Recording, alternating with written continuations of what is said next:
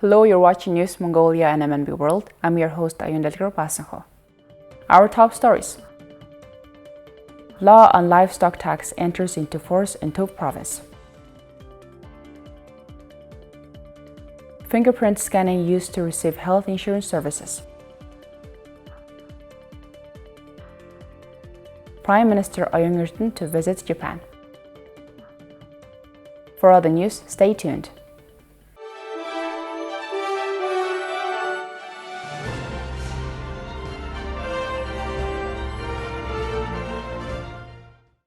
The Ministry of Health reported that 1,497 new COVID-19 cases were confirmed nationwide in the past 24 hours, and 4 more people have died.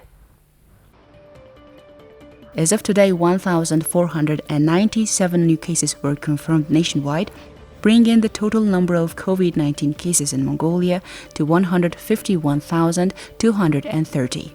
Within the past 24 hours, 3,646 more patients have recovered. Unfortunately, 4 more people have died due to COVID-19 complications. Out of today's cases, 676 were confirmed in Ulaanbaatar and 803 were confirmed in the provinces. As of today, 9,910 COVID-19 patients are being treated at hospitals. Out of them, 203 are in critical condition.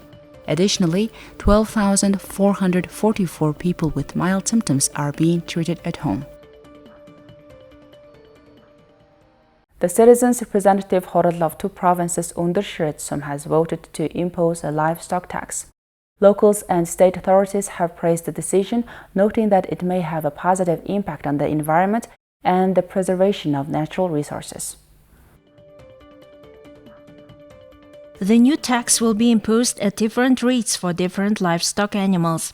Herders will pay 600 Mongolian tugrks per sheep, 500 per camel, 1,600 per goat, and 1,400 per horse. A local herder with the greatest number of livestock in the Som, 1,900 animals, will now be required to pay 1.6 million Mongolian tugrks per year in livestock taxes. We talked a lot about rangeland protection and the preservation of natural resources before, and now the law is being implemented and herders, without exception, will pay state taxes. I think it's fair. A person with only 1 sheep has to pay a few hundred Mongolian tugrks in taxes, when a kilo of wool costs around 2,000 Mongolian tugrks. It's pretty reasonable. The highest tax is paid for goats. A herder with 430 goats can produce 120 kilograms of cashmere for the market, selling it for around 12 million Mongolian tugrks and paying less than 1 million Mongolian tugrks in taxes. Compared to the income generated from animal husbandry, the amount of tax imposed is not that high, and it will not burden herders. I think no herder should be exempt from this tax. On the contrary, this law is quite fair because the tax amount depends on the number of livestock you own.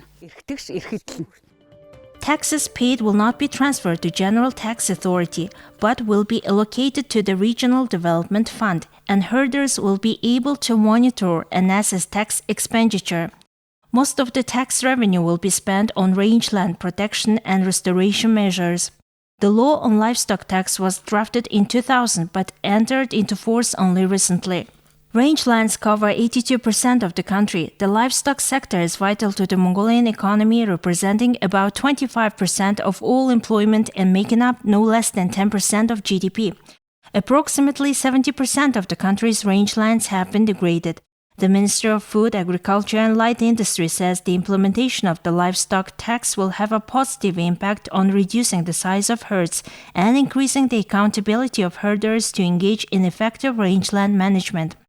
In addition, industry experts believe that the law will encourage herders to raise profitable livestock that will produce more milk and meat, rather than concentrating only on raising larger herds of less profitable livestock. Thank you for staying tuned. Now let's look at Mongolia's current affairs. The Prime Minister of Mongolia, L.Oyun-Erdene, is paying a working visit to Japan on July 21st through 25th to attend the opening ceremony of the 32nd Summer Olympic Games in Tokyo. This is Prime Minister L.Oyun-Erdene's first official foreign visit since his appointment.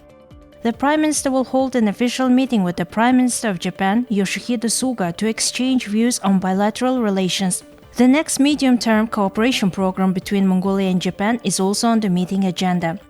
The Prime Minister will also meet with the leadership of the ruling Liberal Democratic Party of Japan and the leadership of the Japan-Mongolia Friendship Group in Parliament. The working visit is taking place on the eve of the 50th anniversary of the establishment of diplomatic relations between Mongolia and Japan.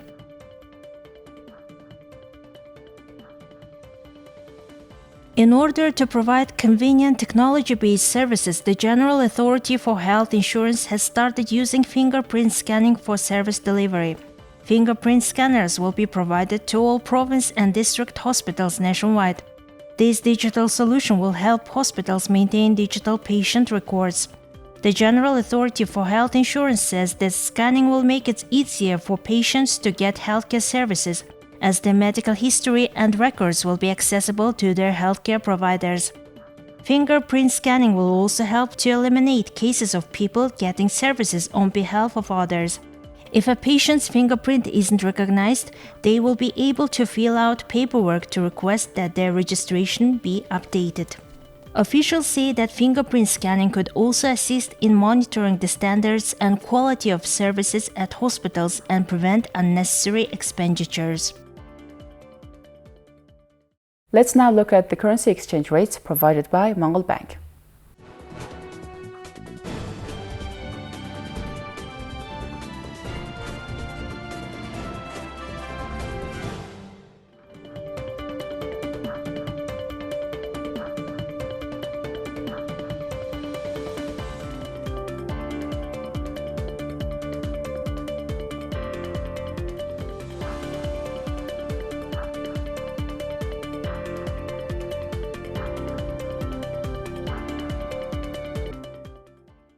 And here is the weather forecast for major cities around the world.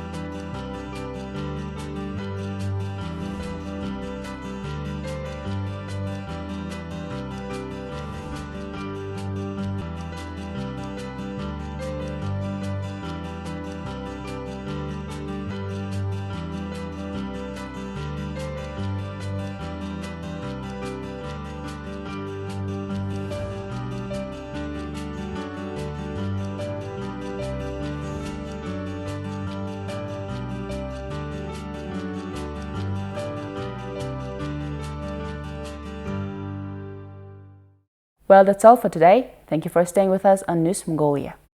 See you tomorrow with more stories and updates. Please follow MNB World on Facebook, YouTube, Twitter, and Instagram. Have a great evening. Goodbye.